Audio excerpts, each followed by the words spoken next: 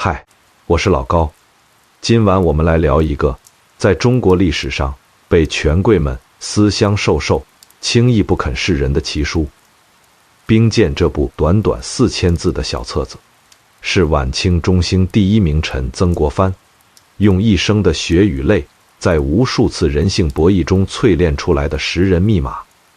如果说《论语》教人如何成为君子，《道德经》教人如何顺应天道，那么《兵谏》教的就是如何在一个随时可能将你吞噬的社会里，看清人性最幽暗的底牌，保全自己，庇护家族。我说它是中国古代识人术的巅峰之作，这话一点都不夸张。今晚这30分钟，我们就把这本书彻底拆开，字字见血。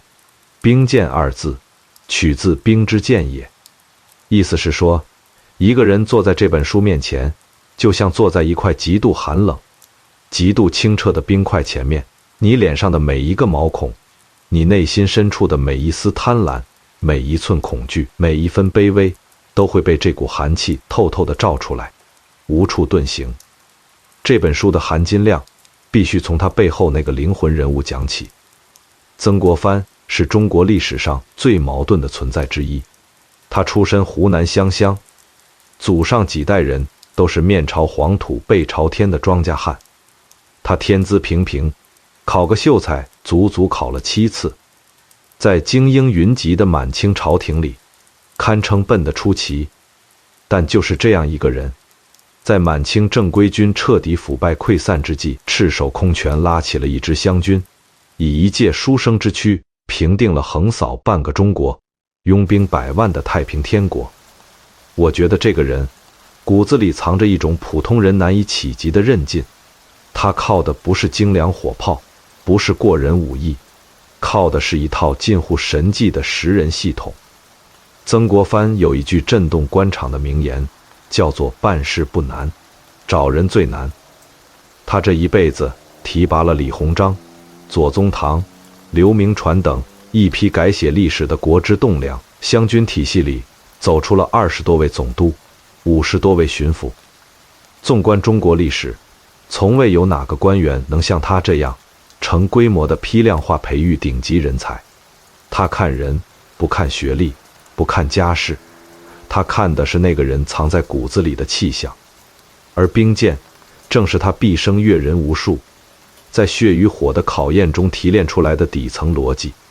清朝末年，这本书一度被高官权臣们私下传抄，视为保家卫国、选拔心腹的终极工具。讲到这里，也许你会觉得这都是100年前王公大臣的事，离咱们老百姓太远。如果你真这么想，你可能正在犯这后半辈子最昂贵的一个错误。我们把视线从100年前的硝烟里收回来，看看当下的现实。你扪心自问一句，这大半辈子走下来，你在人际关系上受过多少委屈？你好心好意拉扯的朋友，有没有在利益面前反咬你一口？你倾尽心血培养的员工，有没有带着你的资源转头投奔了竞争对手？甚至在你寻找合伙人、为子女挑选对象的时候，你有没有因为看错了一个人的底色，让整个家庭陷入了长达数十年的痛苦内耗？这世上最贵的学费就是看错人，看错一次，轻则损失钱财，重则毁掉一家3代的运势。你有没有发现，这和我们现在的生活简直如出一辙？职场、商场、婚姻，到处都是这种博弈。如果你现在正处于人生的十字路口，不知道身边谁是可以托付的贵人，谁是笑里藏刀的豺狼，那么今晚这30分钟，请你静下心来，我们将撕开兵谏神秘的面纱，用曾国藩那双看穿3界的利眼，重新审视你身边的每一个人。听懂了这套识人密码，你就拿到了这辈子最硬的防身铠甲。咱们翻开兵谏第1章，神态篇。曾国藩开宗明义抛出了衡量一个人的第一个硬指标，叫做预辨邪正，观其动静。这是整本书的第一把钥匙。曾国藩认为，一个人的心术是正还是邪，在他安静坐着和开口说话的那一瞬间，就已经写在脸上了。我们常说知人知面不知心，曾国藩却告诉我们，只要懂得看神，心就在面上。他把人的神态分为神足与神昏两类。真正能成大事的贵人，往往有一种神足的气象。这不是说他一定要大声说话，咄咄逼人，而是说他在安静的时候，眼神里透着一种如同深潭古井般的沉稳。这种人内心有定力，遇事不慌张。曾国藩曾给李鸿章讲过一个著名的故事。当年，李鸿章带着3个年轻人去见曾国藩，想请恩师看看谁能担当大任。曾国藩当时并未与他们交谈，只是在他们身边缓步走过，观察了几眼。事后，曾国藩告诉李鸿章，3人之中，那个在被冷落时依然站得笔直，眼神平视前方，不因环境改变而露出局促神态的年轻人，将来必是统兵大将。另外2个，一个眼神飘忽，见到大官就拼命表现恭敬，这叫奴才相；另一个虽然聪明，但神态里带着一丝掩饰不住的算计，这叫投机相。果然，那个神态稳如泰山的年轻人，后来成了抗法名将刘铭传。说实话，如果是我，在那种被晾在一旁的尴尬处境里，我可能早就开始不自觉地搓手了。所以这个指标用来照自己也一样管用。曾国藩提醒我们，那种说话时眼神频繁闪躲，或者在安静环境中坐立不安，手脚不知道该放哪里的人，内心一定藏着极大的不安全感，或者不可告人的算计。与这种人合作，必须时刻提防他在关键时刻撤掉你的梯子，但眼神有时候是可以伪装的。高手会刻意训练自己的目光，所以曾国藩在兵谏里给出的第2个指标就显得尤为重要，这就是听声。不仅仅是听声音的大小，更是听声音的根基。书里有一句非常扎心的话，叫做人之声音如钟鼓之响。曾国藩认为，一个人的声音是气的出口，而气是由心生的。真正有福报的人，说话往往不疾不徐，语速均匀，声音从丹田发出，听起来有一种厚重感。这在兵谏里叫做贵人之声。你可以回忆一下身边那些真正白手起家、基业长青的人，他们说话是不是大多不废话，落地有声？而有一种人，说话声音尖锐刺耳，语速飞快，像在吵架，或者带着一种莫名的虚浮与谄媚。曾国藩把这种声音称为贱人之声。这并不是在歧视任何人，而是曾国藩通过大量样本发现，说话声音尖窄的人往往心胸狭隘，守不住财，且极其容易在关键时刻因为贪小便宜而坏了大局。你有没有发现，这和我们现在职场里那些总爱背后捅刀子的人特别像？他们平时说话嗓门高，语速快，但真到了关键时刻，反而是第一个跑路的。曾国藩在湘军选拔士兵时，甚至会听士兵睡觉时的呼吸声。呼吸深沉如雷者，是有胆识的勇将；呼吸急促紊乱者，是胆小易乱的庸才。这就是他把识人术用到极致的体现。看清了眼神，听准了声音。曾国藩在兵谏中篇又带我们进入了一个更深也更神秘的维度——骨架与气质篇。曾国藩有一句惊世骇俗的话，叫做功名看气宇，事业看精神。这句话是咱们中年人，尤其是想提携后辈、寻找合伙人的时候，最精准的一把刻度尺。什么叫气宇？气宇就是一个人的心量，是他面对巨大委屈和挫败时，骨头能不能撑得住。曾国藩认为，一个人可以生得丑，可以生得穷，但气不能弱。有一种贵气，是那种哪怕身处绝境，穿着破烂，在人群中站着，也有一种威严不可侵犯的神采。曾国藩最推崇这种有骨气的人。他当年提拔左宗棠，就是看中了左宗棠那股傲视群雄，绝不向权贵低头的硬骨头。我觉得这个人左宗棠，他身上有一种曾国藩自己也心存敬畏的东西，那就是不服输的魂。在兵谏里，曾国藩详细描述了骨相的细微差别。他认为，好的骨相应该是隐而不露的。那些骨头突兀、眼神漏光的人，往往性格暴烈，容易招灾惹祸；而那些骨肉相称、举手投足间有一种和气的人，才是真正有后福的。映射到现实，如果你要找一个能帮你打理家业的女婿或儿媳，或者选一个核心合伙人，你一定要看他在遇到尴尬、遇到冲突时的反应，是局促不安、斤斤计较，还是神态舒展、举重若轻。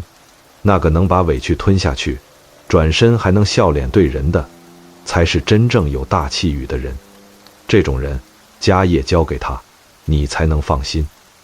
读到这里，你可能会感慨，曾国藩看人也太毒了，这简直是把人剥开了放在太阳底下晒。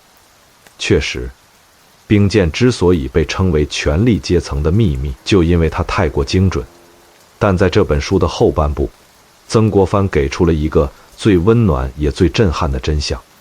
他说，看透了这一切之后，我们修的不是心机，而是慈悲。这话听起来矛盾，你看透了对方的短板，看穿了对方的算计，为什么反而要修慈悲？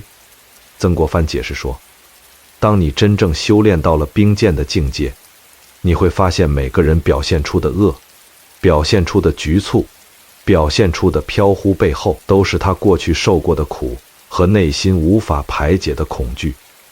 看透是为了让我们止损，不再对不值得的人抱有幻想，这就是对自己最大的慈悲，不再为那些注定失败的关系消耗精力和财富，这就是对家庭最大的负责。识人其实就是识局，在人生这盘错综复杂的残局中，曾国藩教我们的是如何在混乱中精准落子。请你稍作休息，喝口温水。上半场我们走过了眼神、声音与骨架的秘密，下半场我们要揭开曾国藩那双神眼背后最核心的护身绝学——气色、刚柔、精神与改命心法。这4块内容，才是兵谏真正的灵魂所在。欢迎回来，咱们接着聊。刚才有朋友可能听完上半场会冒出一个念头：曾大帅，我天生长相普通，声音也不够厚重，眼神偶尔也会迷茫，我是不是这辈子就注定平庸，守不住财，也遇不到贵人？如果你真这么想，那你可就太小看曾国藩的格局了。兵谏之所以伟大，不仅在于教你识人防身，更在于教你如何通过修身来改命。曾国藩在书的中后段专门讲了一章，叫做气色篇。这一章就是专门为咱们普通老百姓开的药方。曾国藩认为，长相和声音或许是天生的，但气色绝对是后天修炼出来的。这也是兵谏里最神秘、最能引发中年人共鸣的地方。什么叫气色？曾国藩说，气色是心之华，意思是你内心的状态会像花朵一样绽放在你的脸上。你看有些人虽然长得不出挑，但你看着他就觉得特别舒服，满面春风，有一种向上的生命力，这就是气色好。而有些人虽然开着豪车，住着别墅，却一脸阴沉，印堂发暗，眼神里透着掩饰不住的疲态，这就是曾国藩说的败相。曾国藩对气色有一句著名的口诀，叫青黄黑白。他认为，一个人如果脸色长期发青，往往是内心积压了太多的嫉妒和怨恨，这叫怒气不散；脸色发黑，是欲火焚身，身体严重透支。而最好的气色是那种淡淡的黄色中透着一股清亮的紫气。这种气色从哪儿来？曾国藩告诉我们，是从读书、静坐和每日的自我审查中来。曾国藩晚年有一张流传极广的画像，眼神深邃的像无尽的黑夜。虽然面容因操劳而消瘦，但那股从内而外散发出来的定力，隔着100年时空，依然能震慑人心。他说，一个人的面相，30岁之前由天定，30岁之后，特别是到了40、50岁，那是自己修出来的。如果你每天心怀善念，脚踏实地，眼神会慢慢变得清澈，呼吸会变得深沉，气色会从晦暗转为清亮。这在兵谏里叫做后天补先天。你有没有发现，这和我们现在流行的那种说法，心态好的人老得慢，其实是同一回事。只不过曾国藩在100多年前就系统地讲透了。对于在生活重压下挣扎，在复杂人际中感到疲惫的朋友来说，这不只是智慧，更是实实在在的生存希望。说完气色，曾国藩在兵谏里又抛出了一个更深层次的生存指标，叫做刚柔篇。这章内容简直就是教咱们在职场和生意场上如何进退的无上指南。曾国藩认为，人分2种，一种天生刚烈，一种天生柔弱，但这2者走到极端，在兵谏里都是凶相。天生太刚的人，性格暴躁，容易折断，最终落得众叛亲离；天生太柔的人，性格懦弱，容易受辱，最终沦为别人的踏脚石。兵谏里有一句极具启发性的话，叫刚非暴虐，柔非谄媚。什么叫真正的刚？是骨子里的原则和底线，是在大是大非面前绝不让步的定力。曾国藩在湘军里选拔将领，最看重一个刚字。他认为一个男人如果没有一点刚猛之气，既打不了胜仗，也保不住家。但他同时严厉警告，如果刚变成了暴力，变成了动不动就发火，随意欺辱弱小，那就是衰败的开始。什么叫真正的柔？是待人接物的圆融，是遇到冲突时的包容与缓冲。曾国藩自己就是这方面的大宗师。他在清朝朝堂上面对满洲权贵的排挤和算计，表现得像水一样温和，处处谦让。但这种柔绝对不是卑躬屈膝，为了利益丢掉人格，而是以退为进。说实话，如果是我被那些贵族出身的人压着，我可能早就拍桌子走人了。但曾国藩没有，他忍了，等了，最后赢了。这就是柔的力量。曾国藩告诉我们，识人要看他能不能刚柔并济。如果你遇到一个合作伙伴，顺境时意气风发，目中无人，这叫过刚；逆境时垂头丧气，唯唯诺诺，这叫过柔。2种人都不能委以重任。真正厉害的人，是平时看着温和谦逊，但在关键利益和原则面前，眼神里有一种钢铁般的定力。这种人才是兵谏里说的珍贵之人。如果你现在正处于人生低谷，学会这种柔，去积蓄力量；如果你现在正处于巅峰，学会这种刚的底线，防止滑落。刚柔的平衡就是命运的平衡。识人的水越来越深了，眼神、声音、骨架、气色，刚柔。曾国藩几乎把一个人的每一寸皮肤、每一丝情绪都研究透了。但如果你以为这就是这本书的终点，那你又错了。曾国藩在兵谏倒数第2章讲了一个决定人最终命运却最容易被我们忽视的细节，这就是精神篇。曾国藩认为，人的一生就像一场马拉松，拼到最后，拼的不是聪明才智，而是那股精气神。他把人的精神状态分为4个层次。第一层叫神足，整个人神采奕奕，不知疲倦。第2层叫神定，泰山崩于前而色不变。第3层叫神疲，每天愁眉苦脸，眼神涣散。第4层叫神昏，整个人浑浑噩噩，如醉如梦。曾国藩特别强调了神定，他有一句名言，叫处变不惊。他认为看一个人未来的成就，就看他在遇到突发状况、遭受天大冤屈时，眼神是瞬间慌乱，还是依然沉稳如初。曾国藩自己在攻打南京最艰难的时候，家里传来噩耗，他虽然悲痛万分，但在军营里依然坚持每天早起写大字，记日记，神态不乱。手下士兵看到主帅的神色没变，军心就稳了。这就是神定的力量。神定的人能让周围的人感到安全，而这份安全感就是聚财聚人的核心。你有没有发现，这和我们现在说的那种情绪稳定的人最值得信赖，是完全一致的道理。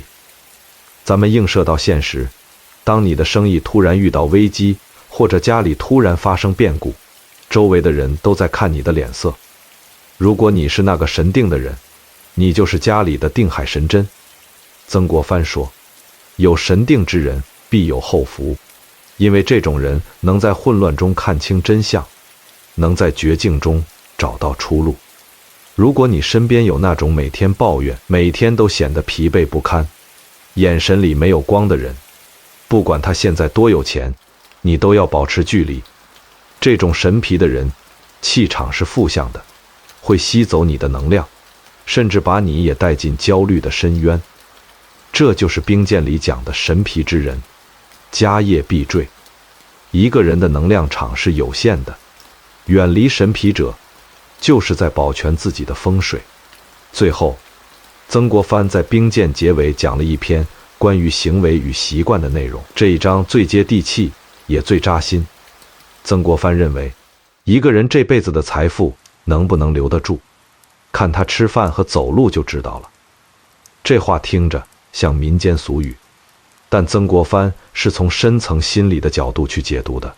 他说，吃饭狼吞虎咽的人往往心急，做事不考虑长远利益，容易因小失大，走路低着头，步履匆匆的人往往心中焦虑，格局有限。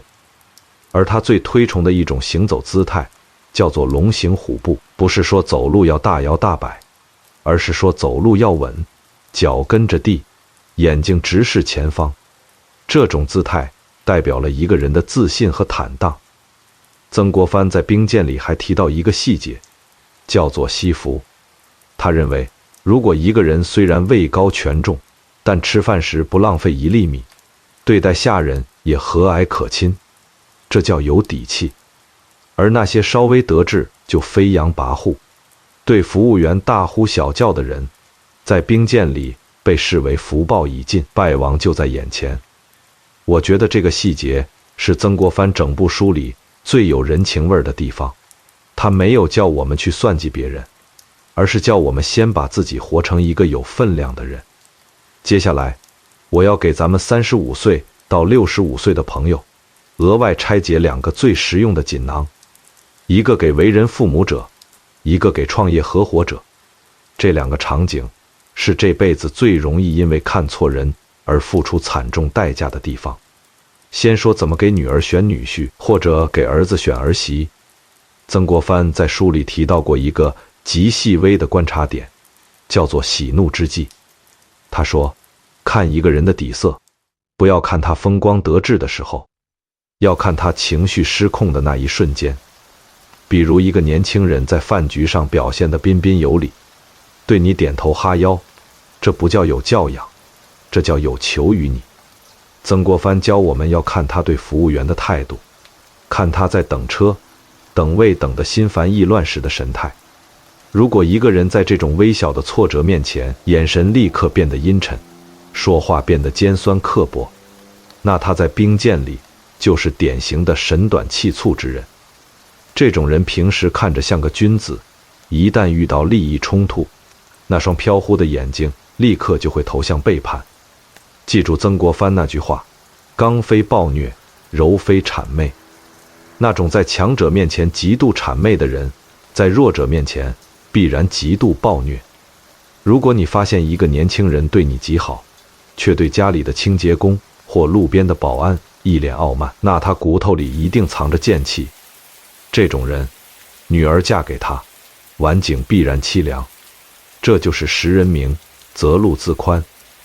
再说创业合伙、商场防骗的事，这大半辈子，大家可能都遇到过那种天生的骗子，长得相貌堂堂，说话中气十足，看着甚至有点像曾国藩说的神族之人。为什么我们还是会被这种人骗？这就是兵谏里最高阶的一招，辨别真神与假神。曾国藩说，假神者，如醉如梦如觉。有一种人，他那股精气神是装出来的，他看你的眼神虽然专注，但那种专注里带着一种刻意的用力感，就像在演戏。他的声音虽然响亮，但那种响亮是浮在空气里的，没有曾国藩说的丹田的根基。真正的贵人气场是润的，坐在那里虽然不说话，但你会感觉到一种安定感。而骗子的气场是燥的，他会不断地抛出诱惑，不断地用急促的语速填满你的思考空间。曾国藩告诉我们，凡是让你感到莫名兴奋，却又内心不安的人，一定要运用定力，闭上嘴，冷眼观察他的气色。如果在连续几天的接触后，你发现他的脸色在灯光背后隐隐发青，或者在不说话的一瞬间露出疲态，这就是败相露骨，这就是识人的止损智慧。如果你能听懂这一段，后半辈子在投资合伙这两件事上，至少能避掉90%的坑。讲到这儿，可能有朋友会问，曾大帅，您说了这么多，全是在说别人的毛病，那我们自己呢？如果我们这辈子已经走到了这里，发现自己眼神也不够亮，气色也不够好，甚至还有些神疲，难道就没救了吗？这就是我今晚最想跟你分享的，也是《兵谏》这本书最深处的温柔。这本书之所以能流传100年，不是因为它冷酷，而是因为它给了我们改命的具体方法。这就是曾国藩的养气术。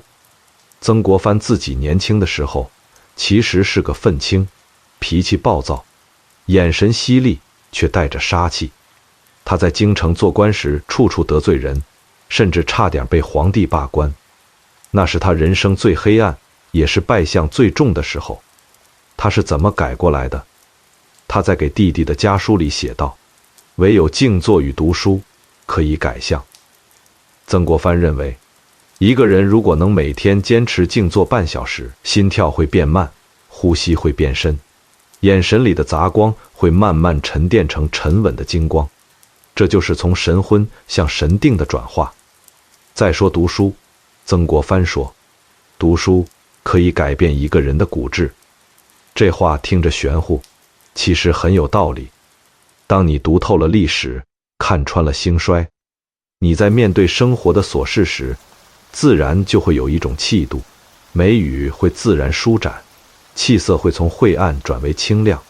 这在兵谏里叫做内胜于外。说实话，如果是我，能在那个兵荒马乱的年代，每天还坚持静坐、写日记、读书，我不确定我能做到。但曾国藩做到了，而且做了几十年。这对于咱们35岁以上的朋友来说，是最好的修行方向。我们这个年纪，拼体力拼不过年轻人，拼反应也未必有他们快。我们唯一能赢的，就是这份兵谏里的定力。你可以观察一下，那些在生活里摸爬滚打多年，却依然气色红润的人，身上往往有一种淡淡的不争的气息。这就是曾国藩说的柔妃谄媚。他们经历了生活的毒打，却修出了一副圆润的外表，保护着里面那根刚强的骨头，这才是真正的福相。所以今晚我想给你的最后一把钥匙，也是整部兵谏的灵魂出口。识人是为了保命，修身是为了改命。当你开始用兵谏的标准要求自己，当你发现自己说话不再急躁，走路不再匆促，面对别人的算计能淡然一笑时，你的命运其实已经在悄悄改变。曾国藩晚年虽然权倾朝野，但他每天早上依然坚持扫地，每顿饭依然不超过3个菜。他是在干什么？他是在惜福。他知道，一个人的富贵相，不是看你穿多贵的衣服，而是看你能不能承载得住那份尊荣。这就是兵谏结尾讲的功名看气宇。如果你现在手里有一笔财产，或者正处于事业的巅峰，请记住曾国藩的这句话：你的心量气宇能装多少水，你的财富就能留住多久。如果你的心量窄，哪怕现在金山银山，在兵谏看来，那也是浮云掠影，早晚会散。这篇万字深解到这里就接近尾声了。我们从曾国藩那双神眼出发，走过了神态的正邪，声音的厚薄，骨架的气质，气色的盛衰，刚柔的进退，精神的定力，一路走到最后的改命心法。回头看看，这哪里是一部讲相术的书，这分明是一部教我们如何在孤独的人生长旅中找到属于自己那束光的指南针。曾国藩用他的一生向我们证明，一个平凡的人只要懂得识人，就能集众人之力成大事；只要懂得修身，就能凭一己之力转乾坤。你有没有发现，这和我们现在说的那句话特别像？选对人比做对事更重要，只不过曾国藩把这件事做到了出神入化的境界。夜色已深，窗外的喧嚣早已远去。在这处精神的避风港里，我希望这部兵谏能成为你枕边的一盏明灯。当你明天醒来，面对那个复杂的世界时，愿你能多一份从容，少一份焦虑。愿你能精准地找到那些与你志同道合的贵人，也能体面地送走那些消耗你的人。最重要的是，愿你在看完这万字长文之后，能在那面名叫生活的兵谏面前，看到一个更加清醒、更加强大，也更加慈悲的自己。这大半辈子，你辛苦了；后半辈子，愿你识人明，修身厚，福自长。感谢你的聆听。如果今晚的内容让你有所收获，记得把它转发给你最关心的人，让这份来自曾国藩的智慧保佑更多的家庭长夜漫漫。我是老高，祝你今晚心如止水，得一个安详的好梦。我们下期见。